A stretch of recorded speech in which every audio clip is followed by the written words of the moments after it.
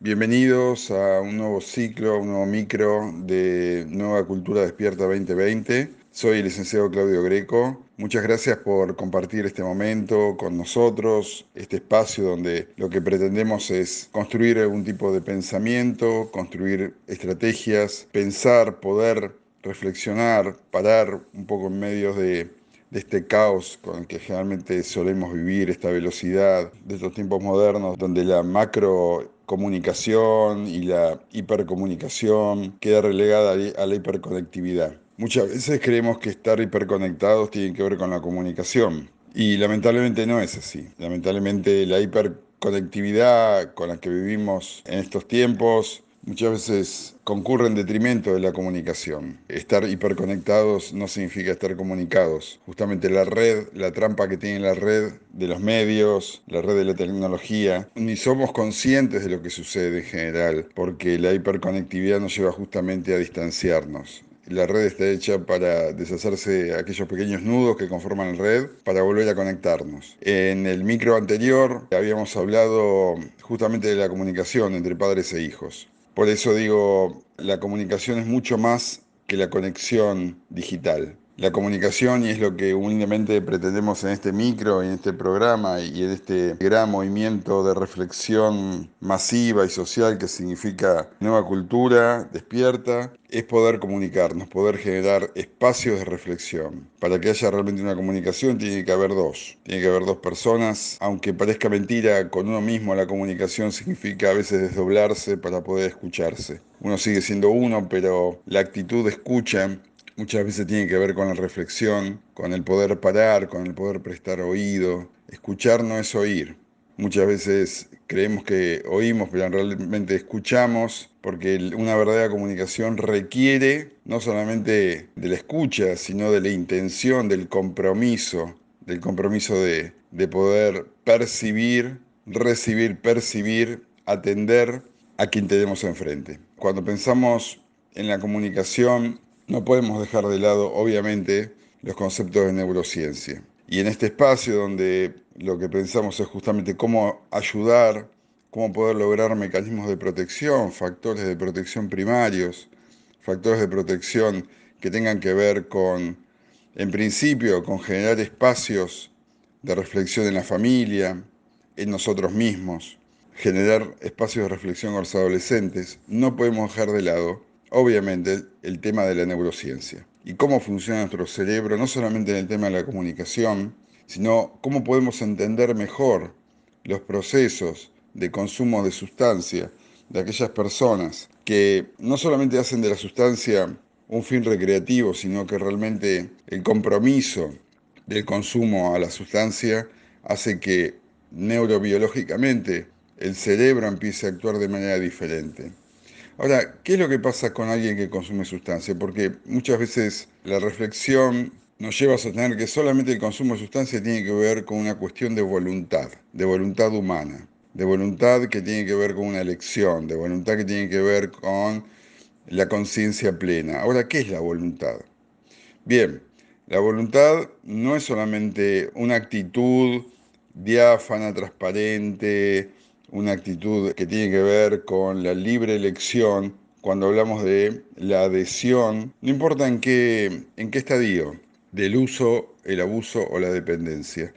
La voluntad está atada, si se permite el término, atada directamente al grado de toxicidad y al grado de sustancia que ingresa en el organismo y cómo el cerebro empieza a, de alguna manera, someterse y a disfuncionar naturalmente en función del ingreso de sustancias. Hay algo muy importante que me gustaría transmitirles hoy con respecto a cómo funciona el cerebro en relación a las sustancias. Ustedes no sé si habrán oído, seguramente sí, quizás en alguno de mis micros anteriores o en alguno de los reportajes en Nueva Cultura Despierta 2020, acerca del sistema de recompensa neurocerebral. El sistema de recompensa es un conjunto de mecanismos realizados por nuestro cerebro y permite que asociemos ciertas situaciones con la sensación de placer. Estas situaciones relacionadas con la sensación de placer, de alguna manera el cerebro, a partir de estos aprendizajes, tenderá a intentar que en el futuro las situaciones asociadas al placer, estas experiencias vuelvan a repetirse. No tiene que ver solamente con la memoria, tiene que ver con la liberación de ciertas endorfinas que provocan ciertos actos. De algún modo, el sistema de recompensa es aquello que nos permite localizar objetivos primariamente. Nosotros como seres humanos nos exponemos a una variedad de situaciones para las cuales la evolución biológica no nos ha preparado. Estos mecanismos premian ciertas acciones por encima de otras. Por eso, el aprendizaje tiene que ver justamente con una experiencia vital, haciendo que aprendamos sobre la marcha lo que es bueno para nosotros y lo que no lo es. Por eso el sistema de recompensa está muy ligado a las necesidades básicas. Podríamos hablar del primer cerebro, del neocerebro, que es el cerebro reptiliano. Digamos, este sistema de recompensa hará que nos sintamos muy recompensados al encontrar un lugar que contiene agua cuando tenemos sed. Y nos hará sentir bien cuando estrechemos con alguien abrazos, afectos, con alguien que realmente nosotros deseamos. Es decir, el sistema de recompensa lo que busca es que hagamos lo que hagamos, ¿sí? Y más allá de las opciones que puedan tener nuestro comportamiento, siempre tengamos una referencia, una especie de brújula interna de placer que apunte de manera consciente hacia las funciones de motivación.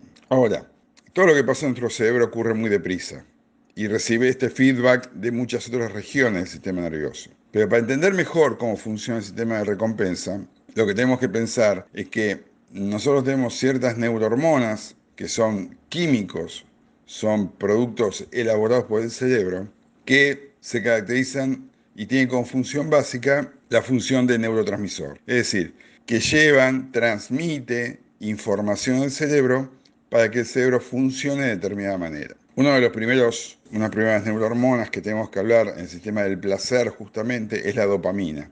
Y cada neurotransmisor tiene una función básica que de alguna manera activa, tunea, de alguna manera genera que el cerebro funcione con determinado estado vital y o emocional. Y dentro del cerebro tenemos un área, un conjunto de estructura, conocida por ser la responsable de la generación de las emociones. Justamente se llama el núcleo accumbens, que está asociado con la aparición del placer. Ahora, ¿qué pasa con las adicciones? Una de las situaciones que suceden con las adicciones es que nuestro sistema de recompensa, una vez que aprende a activar el placer y activar la dopamina de modo artificial por la sustancia, nuestro sistema de recompensa solo se empezará a activar a partir solamente de demandar la sustancia. Es decir, el hombre en forma genérica, digo, hablando, deja de generar situaciones actitudinales a partir de la voluntad, de generar situaciones como tienen que ver el deporte, la sexualidad, la intimidad, los afectos, la espiritualidad, la educación. Cualquier situación que antes le genera placer, empieza a asociar el placer justamente con el consumo de sustancias. Es decir, y para ir cerrando el micro de hoy, nuestro cerebro funciona no solamente a partir de la voluntad, sino que funciona a partir de lo que lo alimentamos.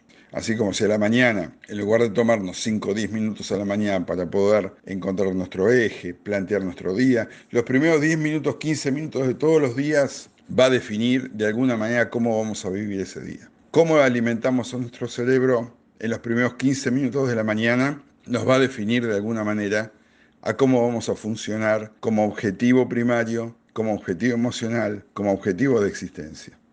Las adicciones, específicamente las sustancias, y hablo de las sustancias en general, hacen que el cerebro funcione de alguna manera artificialmente, consiguiendo el placer más allá de la voluntad humana, más allá de la estrategia humana de conseguir ese placer. Es decir, el cerebro por una cuestión de subsistencia humana, así está formulado como arquitectura neurobiológica, siempre busca atajos para reducir gastos energéticos, por una cuestión de supervivencia. Justamente las drogas, en cualquiera de sus formas, las sustancias, en cualquiera de sus formas, lo que hacen es que el cerebro, sin trabajar demasiado, sin consumir demasiada energía, reciba ese shock artificial para provocar la liberación del circuito de recompensa de determinadas neurohormonas que provocan placer. De a poco el sujeto que consume sustancias va perdiendo la actividad con el mundo, la interacción con el mundo y se va aislando. ¿Por qué? Porque el cerebro pasivamente espera que la sustancia vuelva a impactarlo. De esa manera, La persona deja de ser un ser social, un ser vincular, para convertirse en una persona que requiere de la sustancia para poder funcionar en los mecanismos de placer. Por eso la rehabilitación no solamente tiene que ver con la voluntad, sino que tiene que ver con la desintoxicación y con un nuevo aprendizaje a nivel de la arquitectura cerebral. ¿Cómo volver a recuperar espacios de placer sin sustancias? Y esta es la construcción que generalmente buscamos dentro de los sistemas llamados comunidades terapéuticas. Por hoy vamos a tratar de pensar en esto, vamos a tratar de pensar de que la voluntad no es solamente un ejercicio espiritual, sino que la voluntad está asociada a los niveles de toxicidad que los cerebros portan. Como siempre, ha sido un placer. Soy el licenciado Claudio Greco, mi celular 156 505 6430. Gracias por todas las opiniones, por todas las preguntas. Seguimos caminando en este camino de caminantes y los esperamos nuevamente el próximo sábado en este espacio Nueva Cultura Despierta 2020.